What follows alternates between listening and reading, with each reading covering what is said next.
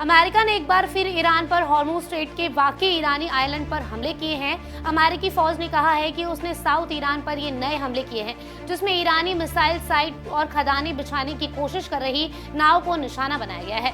अमेरिकी central command की तरफ से जारी बयान में कहा गया है कि ये हमले अपने हक के दिफा में किए गए। इन हमलों का मकसद ईरानी फौजों से पैदा होने वाले खतरों से अपने फौजियों की हिफाजत करना था। ये हमले ऐसे वक्त में हुए हैं जब दोनों फरीक ये कह रहे हैं कि समझौते के लिए चल रही बातचीत में पेशरफ्त हुई है। ऐसे में इन नए हमलों से बातचीत रुकने और फिर से जंग शुरू होने का अंदेशा पैदा हो गया है। ईरान की रिपोर्ट में बताया गया है कि अमेरिका के हमले ईरान के लारक जजीरे पर हुए हैं। ईरानी के मुताबिक हॉर्मुज के पास जुनूबी लारक जजीरे पर हुए अमेरिकी इजरायली हमले में कई लोगों के मारे जाने की खबर है। रिपोर्ट में मकामी लोगों के हवाले से बताया गया है कि मारे गए लोगों में से 3 की पहचान कर ली गई है। हालांकि कुल मौतों की तादाद अभी भी साफ नहीं है। अभी यह भी तय नहीं है कि मारे गए लोग फौज से जुड़े हैं या फिर हमलों में आम लोगों को निशाना बनाया गया है। लारक जजीरे पर हमले के बाद अमेरिकी फौज ने कहा कि यह कार्रवाई फौजी ऑपरेशन का हिस्सा नहीं है, बल्कि अपने दिफा के तहत की गई कार्रवाई है। ऐसे में अब ईरान के रुख पर दुनिया की नजर है। अमेरिका की यह कार्रवाई ईरान से समझौते के लिए चल रही बातचीत को भी खतरे में डाल सकती है। बीते कुछ दिनों में दोनों फरीकें ने यह कहा है कि कई मुद्दों पर बातचीत हो गई है